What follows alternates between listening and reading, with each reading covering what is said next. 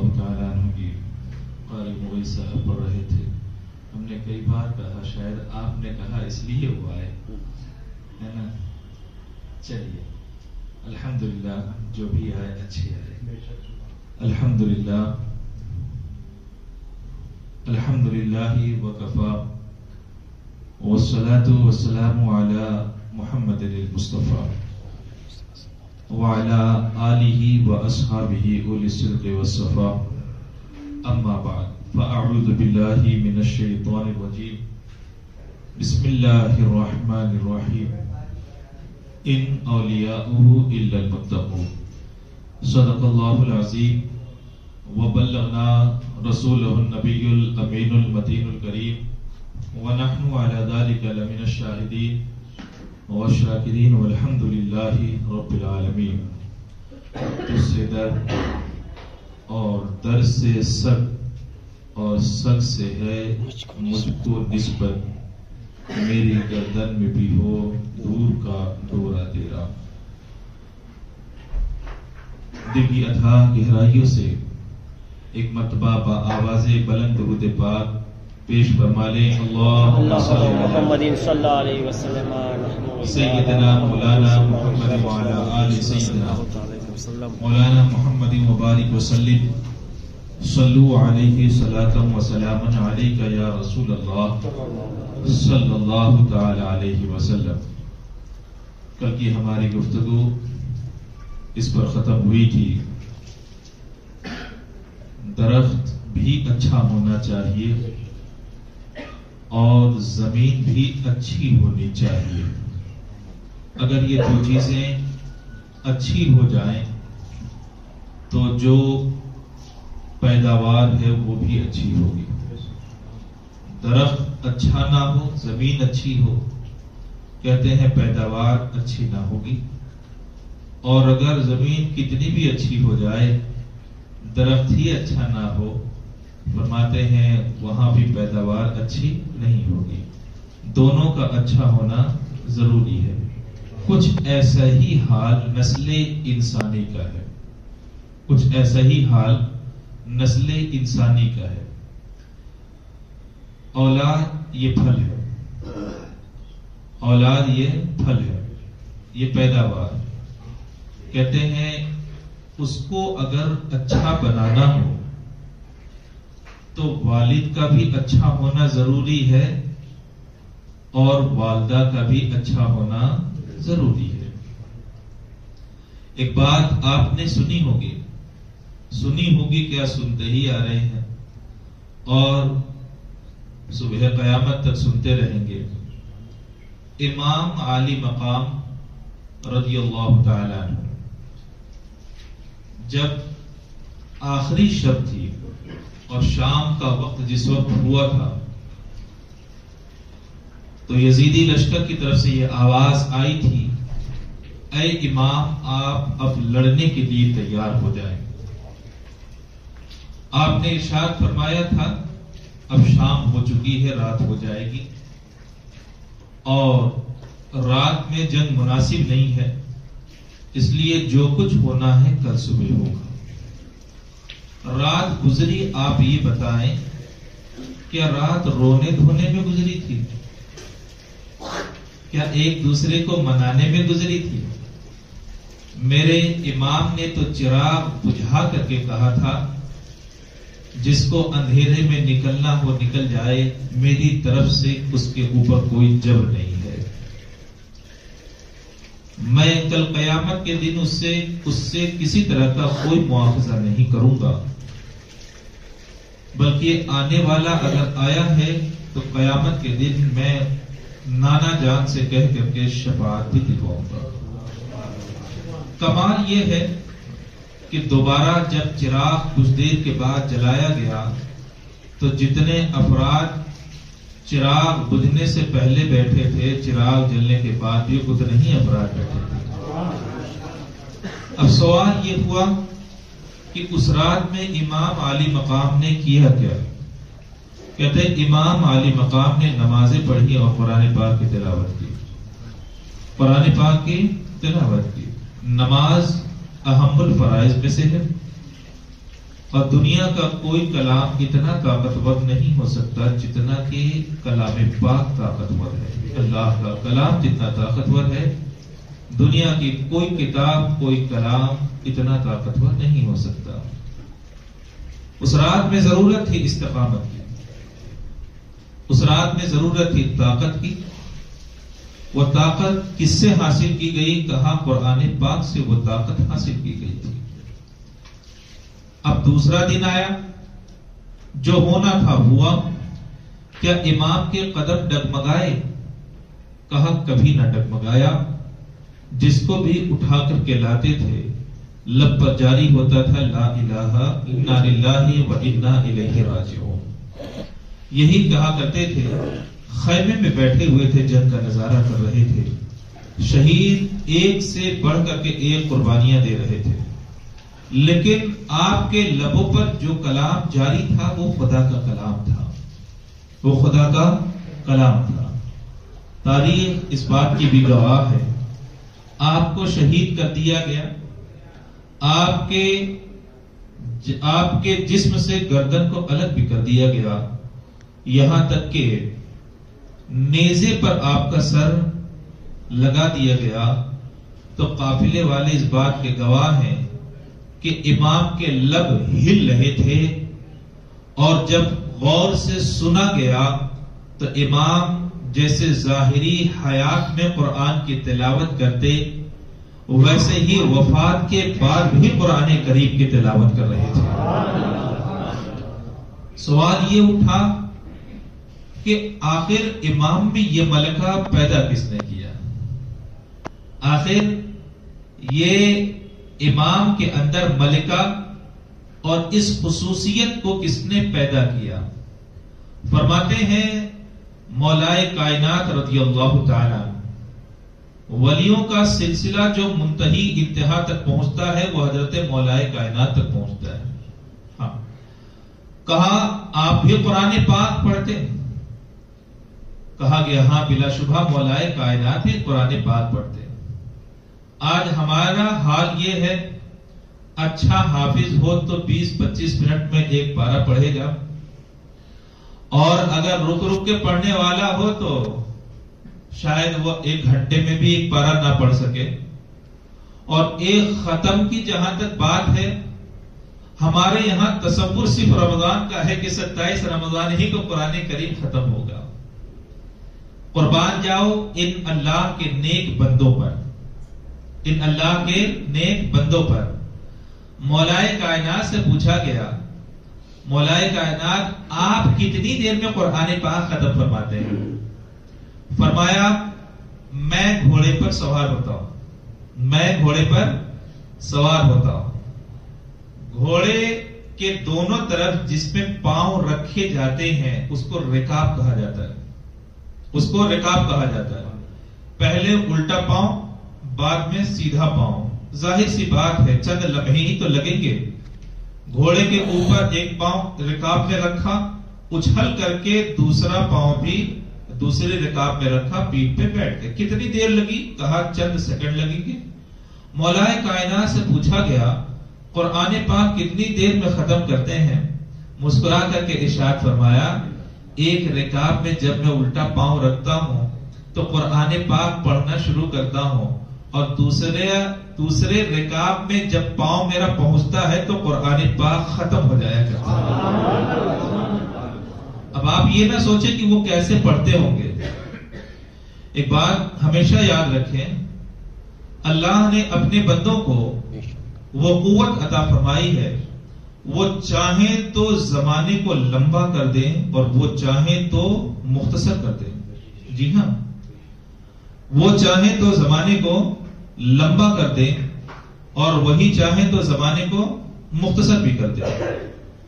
حضور اعلی حضرت عظیم البرکت علیہ رحمت و رضوان فرماتے ہیں مجھے فجر کے وقت ایک مرتبہ نہانے کی حاجت ہوئی. میں نے دیوار کی گھڑی کو اپنی گھڑی سے، یہاں نہیں پہنتے تھے وہ لٹکاتے تھے، کہا اپنی گھڑی سے ملا کر کے دیکھا تو سورج طلوع ہونے میں 10 منٹ باقی. ظاہر سی بات ہے 10 منٹ کے اندر پورے طور پر غسل کر لینا اور پھر آ کر کے نماز پڑھ لینا یہ اتنا آسان نہیں ہے. اس زمانے میں ٹیپ تو ہوتا نہیں تھا, آپ کے گھر میں گیزر جیسے لگا ویسے گیزر کا تو معاملہ نہیں تھا, اور پانی آنے میں وقت بھی لگتا تھا, نہانے میں وقت بھی لگتا تھا, شاور کا بھی معاملہ نہیں تھا, جگ اور لوٹے سے اٹھا کر کے آدمی پانی اپنے جسم پر ڈالا کرتا تھا. فرماتے ہیں کہ میں نے بالتفصیل غسل کیا, تفصیلی طور پر غسل کیا. غسل تفصیلی یہ ہے کہ جسم کے ہر عضو کو اچھی طرح سے دھلا, ایک بال ایک رواں بھی باقی نہ رہا, ایک بال اور ایک رواں بھی باقی نہ رہا. پھر میں نے, ٹھنڈی کا زمانہ تھا, اچھی طرح سے اپنے بال کو بھی پوچھا اور کپڑے زیب تن کیے, اور جب باہر آ کر کے میں نے دیکھا تھا تو 10 منٹ غسل خانے میں جانے سے پہلے بھی باقی تھے, اور 10 منٹ جب غسل خانے سے باہر آیا تب بھی ابھی طلوع ہونے میں وہی 10 منٹ باقی تھے. یہ وہ لوگ ہیں جو زمانے کو کھینچ بھی دیا کرتے ہیں اور زمانے کو مختصر بھی کر دیا کرتے ہیں. مولائے کائنات رضی اللہ تعالیٰ عنہ سے جب پوچھا گیا کہ آپ قرآن پاک ایک ختم کتنے میں, فرمایا کہ ایک رکعت میں جب ایک پاؤں ڈالتا ہوں تو قرآن پاک پڑھنا شروع کرتا ہوں, اور جب تک دوسرے رکعت میں دوسرا پاؤں پہنچتا ہے اس وقت تک میں کلام الہی کو مکمل کر چکا ہوتا ہوں. یہ تھے مولائے کائنات. یہ کون تھے؟ کہا امام عالی مقام کے والد گرامی, مولا علی مشکل کشا حضرت مولائے کائنات. یہ تو والد گرامی کا معاملہ. کہتے والدہ آج کل عورتوں کا قرآن پڑھنا کتنا مشکل ہے نا. واٹس ایپ پہ وقت نکل جائے گا, فیس بک پہ وقت نکل جائے گا, لیکن قرآن پاک میں جلدی دل نہیں لگتا. لیکن ان کا جو دل لگتا تھا وہ قرآن پاک ہی میں لگا کرتا تھا, قرآن پاک ہی میں لگا کرتا تھا. حضرت فاطمہ الزہرا رضی اللہ تعالی عنہا سے پوچھا آپ قرآن پاک کتنی دیر میں ختم کرتی ہیں؟ حضرت فاطمہ الزہرا رضی اللہ تعالی عنہا سے پوچھا آپ قرآن پاک کتنی دیر میں ختم کرتی ہیں؟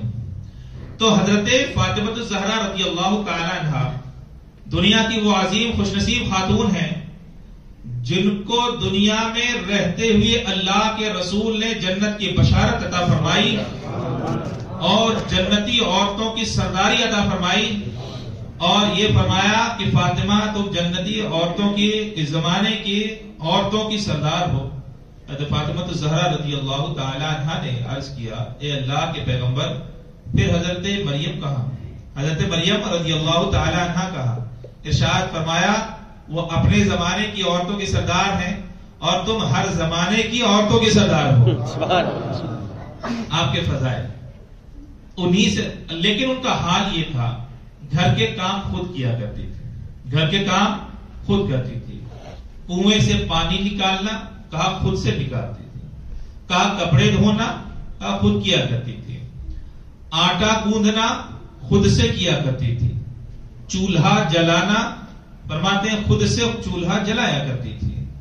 یہاں تک کہ مولائے کائنات گھر میں جو اور گیہوں لا کر کے رکھ دیتے تو چکی میں پیسنے کا کام بھی وہی کیا کرتی تھی, چکی میں پیسنے کا کام بھی وہی کیا کرتی تھی.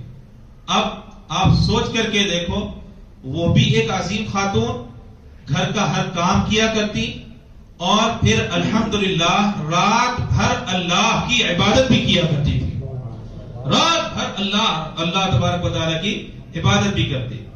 بلکہ عبادت کے لیے وقت کم پڑ جاتا, رب سے عرض کرتی ہے مولا کوئی رات اتنی لمبی فرما دے کہ فاطمہ دل کھول کر کے تیری بارگاہ میں سجدہ ادا کر سکے. یہ وہ خاتون ہیں. اب ان سے پوچھا گیا آپ قرآن پاک کتنی دیر میں پڑھا کرتی ہیں؟ اللہ اکبر مسکرائی اور ارشاد فرمایا جب میں چکی چلاتی ہوں, جب میں چکی, کبھی دیکھا آپ نے چکی؟ کہا پتھر کے وہ 2 پارٹ ہوتے ہیں, ایک نیچے ایک اوپر, اس کو ہاتھ سے چلایا جاتا ہے, اس میں ایک چھوٹا سا سوراخ ہوتا ہے, اس میں سے دانے کو ڈالا جاتا ہے. وہ دانا دونوں چکیوں کے بیچ میں پاٹ کے بیچ میں پس جایا کرتا ہے. اللہ اکبر. حضرت فاطمہ الزہرا رضی اللہ تعالی عنہ فرماتی ہیں میں چکی چلاتی ہوں اور جس وقت دانا میں ڈالتی ہوں قرآن پاک اس وقت میں شروع کرتی ہوں اور دانے کو پسنے سے پہلے پہلے قرآن پاک کو ختم کر لیا کرتی ہوں. باپ ایسے تھے کہ ایک رکاب میں پیر ڈالتے تو قرآن پاک شروع کرتے اور دوسرے رکاب میں ڈالتے تو ختم کر لیا کرتے. والدہ کریمہ ایسی والدہ کہ کہتے ہیں کہ دانا جب ڈالتی تھی تب قرآن پاک پڑھنا شروع کرتی اور اس کے پسنے سے پہلے پہلے قرآن پاک کو ختم کر لیا کرتی. تبھی تو اولاد پیدا ہوئی تو ایسی ہوئی کہ زمانے نے دیکھا کہ مرنے کے بعد ظاہری وصال کے بعد گردن کے جدا ہونے کے بعد کہا نیزے پہ سر ہے پھر بھی وہ بچہ قرآن پاک پڑھتا ہوا نظر آ رہا. دونوں صحیح ہیں تبھی تو دونوں صحیح ہیں. صحیح نہ کہو بلکہ سب سے اچھے ہیں تبھی تو سب سے اچھے ہیں تبھی تو بیٹے کی تربیت میں اور بیٹے کی خصائل میں ہمارے گھر کے مردوں کا اور ہمارے گھر کی عورتوں کا بڑا ہاتھ رہتا ہے, بہت ہاتھ رہتا ہے. اب آؤ غوث پاک رضی اللہ تعالیٰ عنہ کی بات کہا ہے. والدہ کریمہ کیا کہا تھا آپ کے والد کریم نے؟ آپ نے آپ کے شوہر حضرت غوث پاک رضی اللہ تعالیٰ عنہ کے حضرت موسیٰ زنگی دوستی تو کہا جاتا ہے. کہتے ہیں حضرت موسیٰ تو کیا کہا تھا, ایک لڑکی ہے لولھی ہے لنگڑی ہے اندھی ہے اور سن نہیں سکتی بہری ہے چل نہیں سکتی پاؤں کے بھی وہ کہتے ہیں کہ لنگڑی ہے ہاتھ سے کچھ پکا نہیں سکتی لولی ہے. سارے عیب گنا دیے سارے عیب گنا دیے. آج کوئی ایک مسلمان کھڑا ہو کر کے بتا دے کہ جس کے بارے میں اتنا عیب گنایا جائے اور وہ یہ کہے کہ میں اللہ اور اس کے رسول کے لیے اسے اپنانے کے لیے تیار ہوں. آج یہ بات نہیں نظر آتی ہے. لیکن یہ بتاؤ حضرت موسیٰ جنگی دوست نے اپنایا کہ نہیں اپنایا؟ ایک ہی تو شرط رکھی تھی حضرت عبداللہ سومئی سے کہ آپ اتنا کہہ دیں کہ جو سیب میں نے کھایا تھا ایک ہی سیب تو کھایا تھا, ٹرک کا ٹرک آج لوگ غائب کر کے ڈکار نہیں لے رہے ہیں, خیانت پہ خیانت کر جا رہے ہیں, لاکھوں کروڑوں کی رقم کا معاملہ پتہ نہیں چلتا. لیکن قربان جاؤ ان کی نسلوں میں غوث پاک جیسے لوگ نہیں پیدا ہوں گے. ان غوث پاک جیسے لوگ ان کی نسلوں میں پیدا ہوں گے جنہوں نے کبھی حرام کو دیکھا بھی نہیں, چھوا بھی نہیں, کھایا بھی نہیں.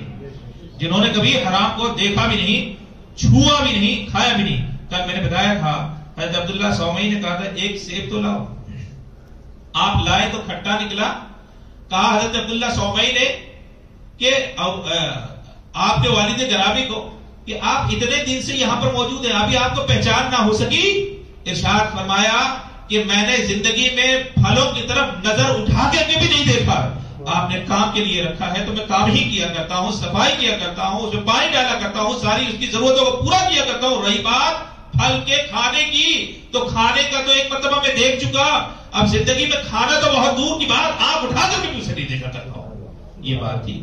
تب جا کر کے حضرت غوث پاک رضی اللہ تعالیٰ عنہ پیدا فرماتے ہیں کہ ان کے سامنے یہ شادی کا معاملہ رکھا گیا. آج تو ایجنٹ ہوتے ہیں جو شادیاں لگاتے ہیں کہ نہیں ہے, وہ اتنا جھوٹ بولتے ہیں, اس قدر جھوٹ بولتے ہیں کہ رشتے بہت مشکل سے روک پاتے. رشتے بہت مشکل سے, جو چیز ہو وہی بولنا چاہیے, نہ کم بولنے کی اجازت نہ زیادہ بولنے کی اجازت. حضرت عبداللہ سومئی نے اپنی بیٹی کا بھی تعارف کرایا تھا کہ لنگڑی ہے, لولی ہے, اندھی ہے, آپ بہری بھی ہے. اب یہ سوچنے والی بات ہے کہ انہوں نے غلط کیسے کہا. یہی تو ہوا, نکاح ہوا. جب حضرت موسیٰ گھر میں گئے اور اپنی بیوی کو دیکھا, اللہ اکبر, اللہ کا نور برس رہا تھا ان کے چہرے پر. اس قدر خوبصورت حضرت فاطمہ رضی اللہ, حضرت ام الخیر حضرت فاطمہ اتنی خوبصورت تھی. گھبرا کر کے باہر آ گئے کہ شاید میں غلط جگہ آ گیا، شاید میں غلط جگہ آ گیا. کہا گیا تھا اندھی ہے، یہ اندھی تھوڑے نہیں تو دیکھ بھی رہی ہے. کہا گونگی ہے تو بول بھی رہی ہے. کہا ہاتھ سلامت ہے، اس کے تو ہاتھ بھی سلامت ہے. کہا پاؤں سلامت نہیں، پاؤں بھی سلامت ہے. اب کہاں بھاگ کر کے آئے تھے؟ اپنے خسر محترم حضرت عبداللہ سومئی کے پاس آئے اور دستبستہ عرض کیا تھا. آپ نے کہا تھا وہ ہر اعتبار سے اپاہج ہے، اللہ نے تو اسے وہ خوبیاں عطا فرمائی ہے کہ ایسی خوبیاں میں نے کسی کو دیکھا ہی نہیں، ایسی خوبیاں میں نے کسی میں پائی نہیں. چنانچہ حضرت عبداللہ سومئی مسکرائے، کہا کہ میں نے اندھا اس لیے کہا کیونکہ آج تک اس نے کسی اجنبی مرد کو نہیں دیکھا. کہا گونگا اس لیے کہا اس نے غیر محرم سے زندگی میں کبھی گفتگو نہ کی. کہا بہرا اس لیے کہا کہ غیر محرم کی اس نے کبھی آواز نہ سنی. کہا لول ہی اس لیے کہا کیونکہ اس کے ہاتھ سے آج تک گناہ سرزد نہیں ہوئے. کہا لنگڑی اس لیے کہا میں نے کیونکہ آج تک اس کے قدم گناہوں کی طرف گئے نہیں. اللہ نے اسے وہ خوبی عطا فرمائی. دنیاوی اعتبار سے میں نے اس کو اس لیے کہا کیونکہ ہر گناہ سے وہ پاک ہے. لہذا اللہ نے ان کے بدن سے جس اولاد کو پیدا کیا وہ بھی گناہوں سے پاک رہی اور جو جو ان سے وابستہ ہو گئے وہ بھی گناہوں سے پاک ہوتے چلے گئے، وہ بھی گناہوں سے پاک ہوتے چلے گئے، ہے نا. اب بتاؤ، والدہ بھی ایسی کہ کبھی غیر محرم کو دیکھا نہیں. آپ اپنی شادیوں کا بھی جائزہ لے کر کے دیکھنا، بڑے بڑے ہال میں ہوتی ہے کہ نہیں، سیلفی کھینچی جاتی ہے. دوسرے اگر گناہ نہ کرے تو خود گناہ کیا کرتے ہیں. باقاعدہ اس میں ویڈیو گرافی ہوتی ہے. آپ کے لیے یہ جائز ہے، آپ کے لیے یہ جائز ہے. اللہ نے آپ کے لیے حلال طریقے بھی تو رکھے ہیں، اللہ نے آپ کے لیے حلال طریقے بھی رکھے. حلال طریقے سے جب کوئی چیز حاصل ہو سکتی ہے تو کیا ضرورت ہے کہ انسان حرام میں پڑے؟ کیا ضرورت ہے کہ انسان حرام میں پڑے؟ کیا اللہ نے حلال طریقہ نہیں رکھا؟ کہتے ہیں آپ کو کیا اجازت نہیں ہے کہ آپ کسی عورت سے نکاح کر لیں؟ بلا شبہ اجازت ہے. کیا اسے بات کرنے کی اجازت نہیں؟ کہا اجازت ہے. کہا اسے دیکھنے کی اجازت نہیں؟ کہا اجازت ہے. وہ بنائے تو آپ کھانا کھا سکتے ہیں کہ نہیں؟ کہا اجازت ہے. یہ حلال طریقہ ہوا. یہ کیا ہوا؟ یہ حلال طریقہ ہوا. کہا اس کو چھوڑ کر کے اب آپ اگر دوسروں کے چکر میں پڑ جائیں، میسج کریں یہ بھی حرام.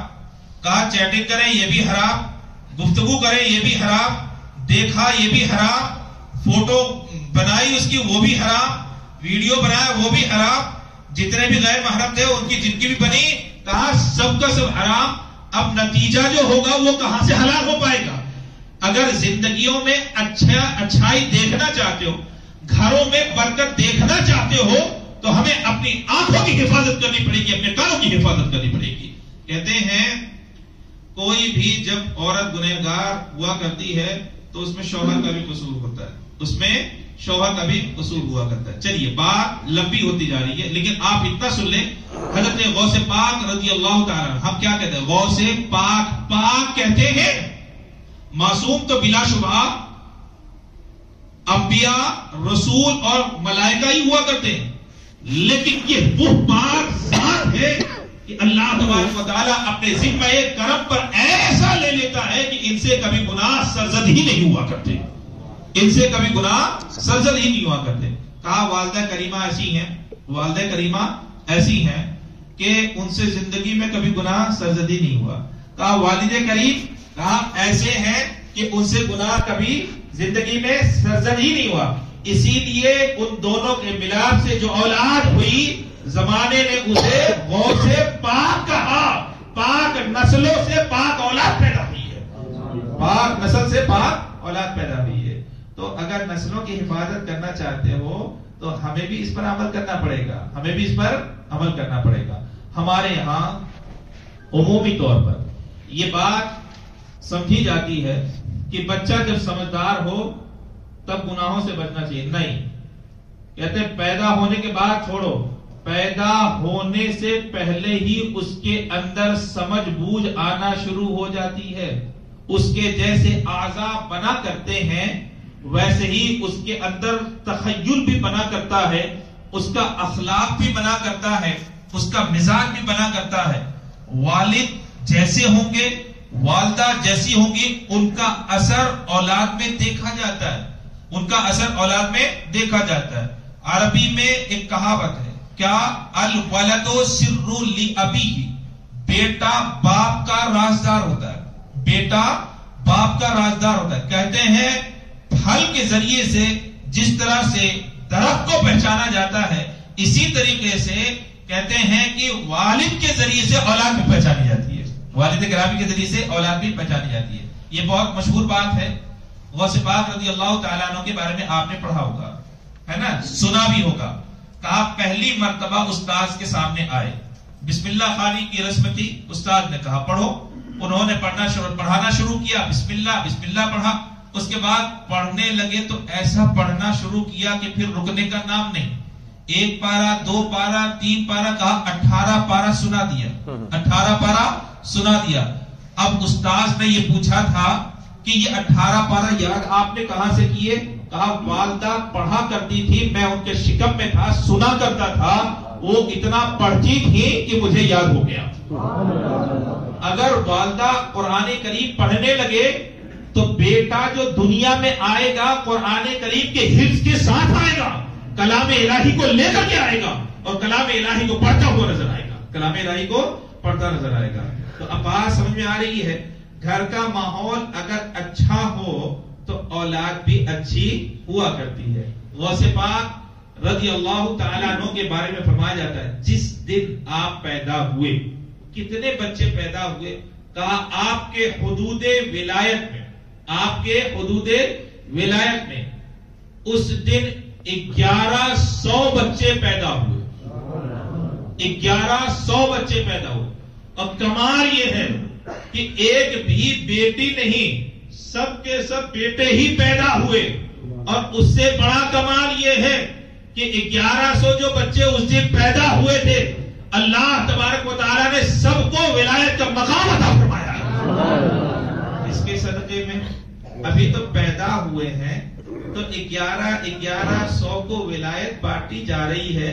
تو سوچو جس وقت سمجھدار ہوئے ہوں گے تب کیا کیا بانٹا گیا ہوگا، تب کیا کیا بانٹا گیا ہوگا. اسی لیے تو بہت سارے بزرگوں کے بارے میں آیا کہ جب ان کو خدشہ ہوا کہ پتہ نہیں یہ غوث پاک کون ہے، تو خواب میں آ کر کے ارشاد فرمایا مجھے نہ بھولو، ولی جو اللہ نے تمہیں بنایا ہے وہ میری ہی وجہ سے بنایا ہے. اللہ نے جو تمہیں ولایت عطا فرمائی ہے وہ میری ہی وجہ سے عطا فرمائی ہے. کہتے ہیں حضرت غوث پاک رضی اللہ تعالیٰ عنہ کا حال یہ کہ آپ والدہ کریمہ کے شکم میں تھے، ابھی پیدا نہیں ہوئے، والدہ کریمہ کے شکم میں تھے، پیدا ابھی نہیں ہوئے. دیکھو ایک بات ہمیشہ یاد رکھنا، اللہ کا جو ولی ہوتا ہے وہ پیدا ہونے سے پہلے بھی سنا کرتا ہے، پیدا ہونے کے بعد بھی سنا کرتا ہے، زمین کے اوپر ہو تب بھی سنا کرتا ہے، اور زمین کے نیچے ہو تب بھی سنا کرتا ہے، قریب ہو تب بھی سنا کرتا ہے، اور دنیا کے کسی گوشے میں ہو اگر دوسرے کونے سے پکارا جائے تب بھی وہ سنا کرتا ہے.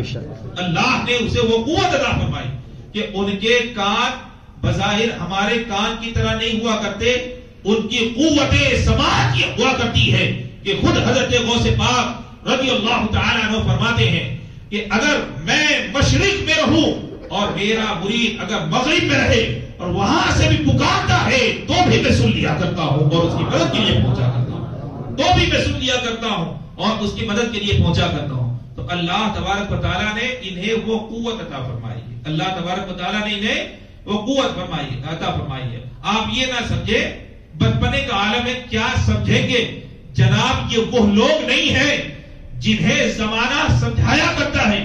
الحمدللہ یہ وہ نفوس قدسیہ ہیں جنہیں اللہ پڑھا کر کے دنیا میں بھیجا کرتا ہے، جنہیں اللہ پڑھا کر کے دنیا میں بھیجا کرتا ہے. اب انہیں کسی پڑھانے والے کی اچھا جو ظاہری طور پہ ہوتا ہے نا کہ آپ مکتب گئے، آپ نے استاذوں سے تعلیم حاصل کی، ٹھیک ہے گئی، یہ کس کے لیے کہا یہ ظاہری رسم و رواج ہے، ورنہ سر الہی کی جہاں تک بات ہے وہ تو پیدا ہونے سے پہلے اللہ نے انہیں عطا فرما دی ہے، وہ تو اللہ تبارک و تعالیٰ نے پیدا ہونے سے پہلے ہی عطا فرما دی ہے. اچھا میں نے یہ کہا عام انسانوں سے بڑھ کر کے اللہ تبارک و تعالی ہر اعتبار سے انہیں قوت عطا فرماتا ہے۔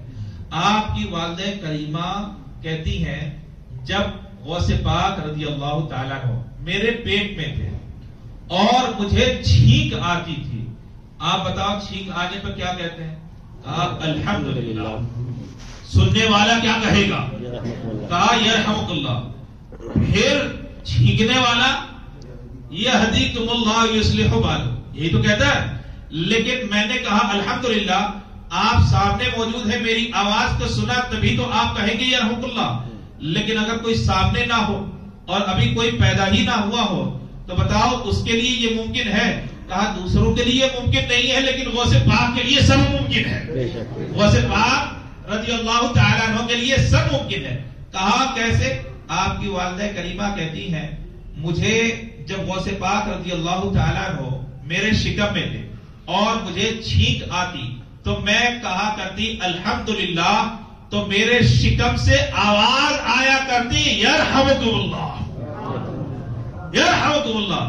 کوئی جواب دے نہ دے، والدہ کی بات بیٹا ضرور سنا کرتا ہے، اگرچہ وہ بیٹا ظاہری دنیا میں ہو یا ماں کے شکم میں ہو، کوئی شے مانے نہیں ہوا کرتی اور کوئی شے روکنے والی نہیں ہوا کرتی۔ تو اللہ انہیں یہ قوت عطا فرماتا ہے۔ یہ ساری چیزیں کب ہوتی ہیں؟ کہا ماں طاقتور ہو، تقوی والی ہو، پرہیزگار ہو، اچھی ہو، متقیہ ہو، اللہ کا خوف رکھنے والی ہو، اور باپ بھی ایسا ہی ہو، تب جا کر کے وہ تمام خوبیاں بیٹے میں بھی آیا کرتی ہیں، وہ تمام خوبیاں بیٹے میں بھی آیا کرتی ہیں۔ اور اگر اس طرح کی باتیں نہ ہو، آج اپنے گھروں کا حال ہم بتائیں، گھروں کا حال خراب لگے گا لیکن سن لیجیے، ہم غوث پاک کی صرف حکایت بتانے کے لیے نہیں بیٹھے ہیں بلکہ آپ کے احکامات، آپ کے فرمودات کو بتانے اور اس پر عمل کرنے کے لیے بیٹھے ہیں۔ یہ بتاؤ حضرت غوث پاک کی والدہ بڑی ہیں یا حضرت فاطمہ الزہرا رضی اللہ تعالیٰ عنہ بڑی ہیں؟ یقیناً ہر اعتبار سے حضرت فاطمہ الزہرا رضی اللہ تعالیٰ عنہ ہی تو بڑی ہے نا۔ ان کا حال کیا؟ میں نے کہا گھر کے سارے کام کر لیتے تھے، گھر کے سارے کام کر لیا کرتی تھی۔ اس زمانے میں کہا موٹر سسٹم تھوڑی نہ تھا، ٹینک سسٹم، کہ موٹر دبایا ٹینک بھر گیا، پانی آنے لگا، گرم ٹھنڈے کا یہ معاملہ کہ گیزر چلا دیا، گرم آنے لگا، ساری چیزیں سہولتیں۔ اس زمانے میں سہولت کیا تھی؟ اس زمانے میں سہولت کیا تھی؟ کہا لکڑیاں جلائی جاتی تھی جناب، لکڑیاں جلائی جاتی تھی، پھونکتے پھونکتے چہرہ کالا ہو جایا کرتا تھا، پھونک پھونک کے، وہ بھی ٹھنڈی میں، برسات میں، کہتے گیلی لکڑیاں، اور جن کو نمی پہنچ گئی اور جلانا کتنا مشکل، لیکن یہ وہ خاتون جنت ہے کہ خود سے کیا کرتی تھی، یہ خاتون جنت ہے کہ خود سے سارا کام کیا کرتے، کپڑے دھلنا وغیرہ سب کیا کرتی تھی۔ کیا ان کو وقت نہیں تھا؟ کہا ان کے لیے سب سارا وقت تھا۔ آج تھوڑا گھر کا جائزہ دیکھو، آج ہم اپنے گھر کا جائزہ لکھیں، کیا کبھی کپڑے دھلنے کی نوبت آتی ہے؟ اگر شادی ہو جائے اور واشنگ مشین نہ دی جائے تو سب سے بڑا واویلا کھڑا ہو جائے گا، سب سے بڑا واویلا کھڑا ہو جائے گا۔ آج کوئی عورت آپ ایسے دکھا سکتے ہیں، کسی عورت کو ایسے دکھا سکتے ہیں جو آٹا پیستی ہو؟ ارے وہ تو بہت دور کی بات، آٹا لا کر کے بھی رکھ دو تو روٹیاں بنانا مشکل ہو جاتا ہے۔ آٹا بنا کر کے بھی اگر آپ دے دو تو کہتے ہیں روٹیاں بنانا بڑا مشکل ہو جاتا ہے کہ آخر کیسے روٹی بنائی جائے۔ اب تو آپ کا زمانہ کیا آ چکا؟ کہا اب تو روٹی بنائی آ رہی ہے، بس اسے توا پہ ڈال کے گرم کر لو تو وہ بھی کھا لیں، اور تھوڑا اور ترقی کر جاؤ تو سویگی والے ویسے گھومتے رہتے ہیں، 10 منٹ میں آرڈر کرو، سارا کھانا گھر میں آ جایا کرتا ہے۔ جناب اس سے گھر تو چلتا ہے، نسلیں نہیں چلا کرتی، گھر تو چلتا ہے، نسلیں نہیں چلا کرتی۔ آپ ایک بات یاد رکھو، جس کو ہم کام سمجھ کر کے کرتے ہیں حقیقت میں وہ ہماری عبادت کا ذریعہ ہے، وہ ہماری عبادت کا ذریعہ ہے۔ ہم ان تمام چیزوں کو دھیرے دھیرے نادانستہ طور پر اپنی عبادتوں کو کم کرتے جا رہے ہیں اور نیکیوں کو کم کرتے چلے جا رہے ہیں۔ گھر کے کام کرنا کہا یہ بھی عبادت ہے، گھر کے کام کرنا کہا یہ بھی عبادت ہے۔ اب یہ بتاؤ، ایک شوہر زندگی بھر محنت کرتا ہے، مال کماتا ہے، تجارت کرتا ہے، ساری محنت وہ کیا کرتا ہے، کیا سوچ کر کے کہ دنیا کمانا ہے؟ کہتے ہیں دنیا سوچ کر کے اگر کماتا رہے اسے کوئی ثواب نہیں ملے گا، لیکن اگر یہ سوچ کر کے کمائے کہ اللہ کے رسول نے جو احکامات دیے ہیں ان احکامات پر عمل کرنے کے لیے اور حقوق العباد کو ادا کرنے کے لیے کما رہا ہو تو اس کا گھر میں رہنا بھی عبادت ہے، کما کر کے لانا بھی عبادت ہے، کھلانا بھی عبادت ہے، اور بچوں کی پرورش کرنا بھی عبادت ہوگا۔ ایک عورت اگر وہ یہ سمجھ لے کہ مجھے کام نہیں کرنا تو وہ برباد ہے۔ بچہ روتا ہے، بہت جلدی آپ پریشان ہو جاتے ہیں نا جناب والا، آپ کو یہ بات معلوم ہونی چاہیے بچے کا رونا بھی عبادت ہے، بچے کا رونا بھی عبادت ہے۔ کہا رو کر کے عبادت کیسے؟ فرماتے ہیں جناب ایک بچہ جب روتا ہے ماں باپ پریشان ہوتے ہیں، اس کو اٹھاتے ہیں، اس کے غم کو دور کرتے ہیں، کسی طرح سے اسے بہلاتے ہیں، تو کسی کی تکلیف کو دور کر دینا یہ عبادت نہیں ہے۔ ارے جب عام آدمی کی تکلیف کو دور کرنا عبادت ہے تو اپنی اولاد کی تکلیف کو دور کرنا تو یہ سب سے بڑی عبادت ہے۔ لیکن اس عبادت کو عبادت سمجھ کر کے اگر کوئی کرے تو یقیناً زندگی کامیاب ہوا کرتی ہے۔ کہا اس کے کپڑے دھونا، کہا یہ بھی عبادت ہے، گھر کی صفائی کرنا یہ بھی عبادت ہے، کہا ماں باپ کی خدمت کرنا یہ بھی عبادت ہے۔ ہم یہ سمجھتے ہیں کہ ان تمام عبادتوں کو چھوڑ کر کے ہم بہت خوش رہ سکتے ہیں۔ جناب والا یہ ہماری کم نصیبی ہے کہ یہ ہم سوچ رکھتے ہیں ہماری نیکیاں گویا کہ اس دور پر کم ہوتی چلی جا رہی ہیں، ہماری نیکیاں اس دور پر کم ہوتی چلی جا رہی ہیں۔ نیکیوں کو اللہ رب العزت نے کس شکل میں رکھا ہے وہ ہمیں سمجھنا پڑے گا۔ اب آؤ حضرت غوث پاک رضی اللہ تعالی عنہ کی والدہ کریمہ سب جانتے ہیں، ان کے بارے میں سب جانتے ہیں۔ اللہ تبارک و تعالیٰ نے گوناگوں خوبیوں کا مالک بنایا تھا۔ اس زمانے کی حسین ترین عورت کا نام ام الخیر حضرت فاطمہ رضی اللہ تعالیٰ عنہ۔ آپ کی والدہ کریمہ بہت زیادہ حسین اور کمال ہے۔ غوث پاک رضی اللہ تعالیٰ عنہ کے بارے میں کہتے ہیں آپ جب والدہ کے شکم میں بھی ہوں تب بھی آپ والدہ کی حفاظت فرمائیں، اور جب پیدا ہو جائیں تب بھی حفاظت فرمائیں۔ اللہ کا جو ولی ہوتا ہے اس کے بارے میں ہمارا ایک عقیدہ ہے، وہ دیکھتا بھی ہے، سنتا بھی ہے، محسوس بھی کرتا ہے۔ وہ دیکھتا بھی ہے، سنتا بھی ہے، محسوس بھی کرتا ہے۔ غوث پاک ایک مرتبہ اپنی والدہ سے معافی مانگ رہے تھے۔ کہا والدہ نے بیٹا معافی کس بات کی؟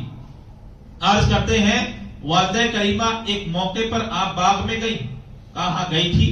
کہا سیب توڑنے والی تھی۔ کہاں توڑنے والی تھی؟ آپ کے پیٹ میں بہت زیادہ درد اٹھا اور درد کی وجہ سے آپ بیٹھ گئی، کھڑا نہ ہو سکی، آپ کھڑی نہ ہو سکی۔ کہا ہاں ایسا ہوا تھا، آپ رونے لگے۔ ارشاد فرماتے ہیں وہ میں نے ہی کروٹ لی تھی تاکہ آپ کے پیٹ میں درد ہو اور آپ بیٹھ جائیں۔ والدہ کریم نے کہا بیٹا ایسے کرنے کی وجہ کیا ہوئی؟ آپ کے ایسے کرنے کی وجہ کیا ہوئی؟ درد دینے کی؟ ارے آپ تو دنیا میں درد کو مٹانے کے لیے درد دیا کیوں؟ اللہ اکبر۔ غوث پاک ارشاد فرماتے ہیں والدہ کریمہ آپ سیب توڑنے جا رہی تھی؟ کہا ہاں۔ کہا سیب دکھ رہا تھا؟ کہا ہاں۔ کہا اس کے اوپر کا سانپ، اس سیب کے اوپر جو ایک سانپ بیٹھا ہوا تھا وہ؟ کہا وہ مجھے نہیں دکھائی دے رہا تھا۔ غوث پاک فرماتے ہیں میں اگرچہ آپ کے شکم میں تھا لیکن وہ مجھے دکھائی دے رہا تھا۔ کہا آپ کو نہیں دکھائی دے رہا تھا، وہ مجھے، اگر آپ ہاتھ بڑھاتی تو آپ کو وہ ڈس لیتا اور وہ درد بہت زیادہ ہو جاتا۔ میں نے چاہا کہ آپ ہاتھ نہ بڑھائیں۔ تو یہ بات سمجھ میں آتی ہے کہ اللہ کا ولی پیٹ میں بھی رہا کرتا ہے تب بھی تصرف کیا کرتا ہے۔ اللہ کا ولی پیٹ میں رہتا ہے تب بھی تصرف کیا کرتا ہے۔ اچھا کمال ہے، وہ دیکھا بھی کرتے ہیں اور روکا بھی کرتے ہیں۔ یہ خوبی آتی کیسے؟ کہا والدہ کی وجہ سے، کہا والد کی وجہ سے آتی ہے۔ ایک بزرگ کے بارے میں آتا یہ ہے، وہ ایک چوروں کی جماعت میں گئے، انہوں نے اللہ کے احکامات کو سنایا، اثر پیدا ہوا اور چوروں نے توبہ کر لی، اور پھر آپ کے ہاتھ پر توبہ کی اور آپ ہی کے ہاتھ پر اسلام قبول کر لیا۔ اب یہ جو فرزند تھے چھوٹے، انہوں نے بچپنے میں یہ تبلیغ کی تھی، جس کی وجہ سے چوروں نے چوری کو چھوڑ دیا، توبہ کی اور اسلام کو قبول کر لیے، دائرے اسلام میں آ گئے. بہت خوش تھے وہ اللہ کے ولی بہت خوش تھے، اور پلٹ کر کے اپنے گھر آئے. والدہ سے عرض کیا کہ آج بہت اچھا ایک معاملہ پیش آیا. والدہ نے کہا کیا؟ تو کہا آج تو میں نے کمال کر دیا، آج تو میں نے کمال کیا. والدہ نے کہا کمال کیا؟ تو انہوں نے کہا کہ کمال یہ ہے کہ میں نے اللہ کے احکامات چوروں کو سنائے، اور میری آواز اور میرے کلام میں اتنی تاثیر کہ انہوں نے چوری کو چھوڑ دیا، توبہ کیا، اور حد یہ ہے کہ وہ اسلام لے آئے اور آئندہ انہوں نے کبھی بھی نہ کرنے کا عزم مصمم کیا. والدہ مسکرانے لگی، ارشاد فرمایا بیٹا اس میں تیرا کوئی کمال نہیں ہے، سارا کمال تو میرا ہے، سارا کمال تو میرا ہے. تعجب میں پڑ گئے. کہا میں گیا، میں نے ان کو تبلیغ کی، میں نے بتایا اللہ کے احکام میں نے ان کے سامنے رکھے، میرے ہاتھ پر انہوں نے توبہ کی، میرے ہاتھ پر انہوں نے اسلام کو قبول کیا. یہ میرا کمال نہیں ہے. ظاہری طور پر ہاتھ تو میرا ہی تھا، گفتگو تو میری تھی، ساری چیز میری تھی. والدہ نے بتایا کہ بیٹا سن، کمال تیرا نہیں تھا، کمال تو سارا میرا تھا، کمال تو سارا میرا تھا. حیرت میں پڑ گئے. کہا کمال آپ کا کیسے؟ کہا جب تو بچہ تھا تو میں تجھے بے وضو دودھ نہیں پلاتی تھی، اور پلاتی تھی تو درود پاک پڑھتے ہوئے پلاتی تھی. یہ باوضو ہونا اور درود پاک پڑھتے ہوئے دودھ پلانا، اس کا اثر ہے کہ اب جو بھی کچھ تو بولتا ہے مخلوق کے خدا اسے قبول کر لیا کرتی ہے. اب جو بھی کچھ تو بولتا ہے مخلوق خدا قبول کرتی ہے.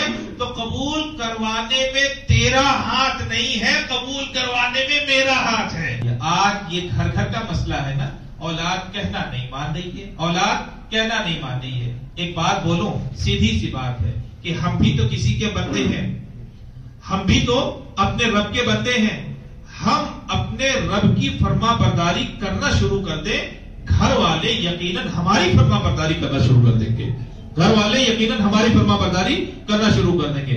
اور اگر ہم رب کی نافرمانی کرتے رہیں اور یہ سوچے کہ رب کی جو مخلوق ہے وہ میری فرما برداری کرتے رہے، ایسا کب ہوگا؟ کہتے کبھی نہیں ہوگا، کبھی بھی نہیں ہوگا. آج گھر گھر کا معاملہ ہے کہ بچے کہنا نہیں مانتے ہیں، بچے کہنا نہیں مانتے ہیں. تو ان پہ زجر کرنے کی ضرورت نہیں ہے، ان کو مارنے پیٹنے کی ضرورت نہیں ہے. ہم خود فرما بردار بن جائیں تو وہ بھی فرما بردار بن جائیں گے. اللہ کے رسول صلی اللہ تعالی علیہ وسلم سے پوچھا گیا کہ ایک باپ اپنی اولاد کو دنیا میں سب سے بہترین تحفہ کیا دے سکتا ہے؟ سب سے بہترین تحفہ کیا دے سکتا ہے؟ کمال ہے. اس زمانے میں یعنی آج سے 1400 سال پہلے یہ سوال کیا گیا تھا. اگر دنیا دار آدمی ہوتا تو بتاؤ کیا بتاتا؟ تو یہ بولتا اتنا مال دے دو، اتنا گھر دے دو، اتنی جائیداد دے دو کہ کبھی وہ بھوکا نہ. یاد رکھو دنیا کا مال پریشانی کو دور نہیں کرتا، پریشانی کو بڑھایا کرتا ہے. دنیا کی کوئی مخلوق انسان کے علاوہ رزق کو جمع نہیں کرتی. انسان کے علاوہ کوئی بھی مخلوق. ایک جانور پال کر کے دیکھو، ایک جانور پال کر کے دیکھو. بلی آئے گی آپ کے گھر میں، اسے کھانا دے دو، جتنی بھوک رہے گی اتنا ہی کھائے گی، لے کر کے نہیں جائے گی. وہ لے کر کے پیٹ بھر گیا. اعتماد کامل ہے کہ جس رب نے ابھی میرا پیٹ بھرا ہے آئندہ بھی وہی بھرنے پر قادر ہے. ایک پرندہ جب ڈال سے اڑا کرتا ہے، درخت سے اڑا کرتا ہے، تو اسے اس بات کا یقین ہوتا ہے کہ جب میں دوبارہ آ کر کے بیٹھوں گا، ابھی بھوکا جا رہا ہوں، رب تبارک و تعالی مجھے رزق عطا فرمائے گا، آئندہ جب پلٹ کر کے آؤں گا تو بھوکا نہیں بھر پیٹ آ کر یہاں پہ بیٹھوں گا. اسے یقین ہوا کرتا ہے. آپ نے کبھی سنا کہ پرندوں نے بہت زیادہ رزق جمع کر لیا پیڑوں پر، کئی بوری وہاں پہ گیہوں رکھے ہوئے؟ کبھی آپ نے سنا؟ جناب والا یہ تو انسان ہے جس کو سب سے زیادہ اعتماد کرنا چاہیے وہ سب سے کم اعتماد کرتا ہے. اور دنیا کی جو دوسری مخلوق ہے، کہا کوئی بھی جانور پال لو، کوئی بھی پرندہ پال لو، اس کا جب پیٹ بھر جائے گا تو وہ جمع نہیں کیا کرتا. ہاں اتنا ضرور ہے، چیونٹیوں کے بارے میں آیا ہے کہ وہ اپنا رزق جمع کرتی ہیں، لیکن کب؟ کہا پورے سال کا نہیں، صرف برسات کا رزق جمع کیا کرتی ہے، برسات کا رزق جمع کیا کرتی ہے۔ برسات میں زمین گیلی ہو جایا کرتی ہے، ان کا چلنا نکلنا یہ مشکل ہو جایا کرتا ہے۔ اللہ نے انہیں وہ شعور عطا فرمایا کہ انسان بادل دیکھ کر کے نہیں سمجھ پاتا کہ بارش ہوگی یا نہیں، لیکن اللہ کی یہ بھی مخلوق ہے جس کی آنکھیں نہیں ہے پھر بھی دیکھ لیا کرتی ہے، اور اللہ نے وہ سمجھ عطا فرما دیا کرتا ہے۔ تو ایک انسان ہے جو جمع کرتا ہے، ایک انسان ہے جو جمع کرتا ہے، انسان کے علاوہ کوئی دوسرا جمع نہیں کرتا۔ اللہ کے رسول صلی اللہ تعالی علیہ وسلم سے پوچھا گیا، اے اللہ کے پیغمبر، والد سب سے بہترین تحفہ اپنے بیٹے کو کیا دے سکتا ہے؟ اللہ کے رسول صلی اللہ علیہ وسلم نے فرمایا، بہترین تربیت اس کا بہترین تحفہ ہے۔ کہا بہترین تربیت، کہا بہترین تربیت۔ اللہ کے رسول نے فرمایا، خود بھی اللہ کی اطاعت کرو اور اپنی اولاد سے بھی اللہ کی اطاعت کرواؤ، یہی بہترین تربیت ہے۔ بچہ جب بچہ ہوتا ہے، جب بچپنے میں عبادت کرتا ہے تو دکھاوا ہوتا ہے، بچپنے میں عبادت کرتا ہے تو باپ کے ڈر سے کرتا ہے، لیکن وہی دکھاوا جب جوانی کے منزل میں پہنچتا ہے تو وہ عبادت ہے۔ وہ کیا ہے؟ عبادت نہیں، ابھی عادت ہے، ابھی کیا ہے؟ وہ عادت ہے۔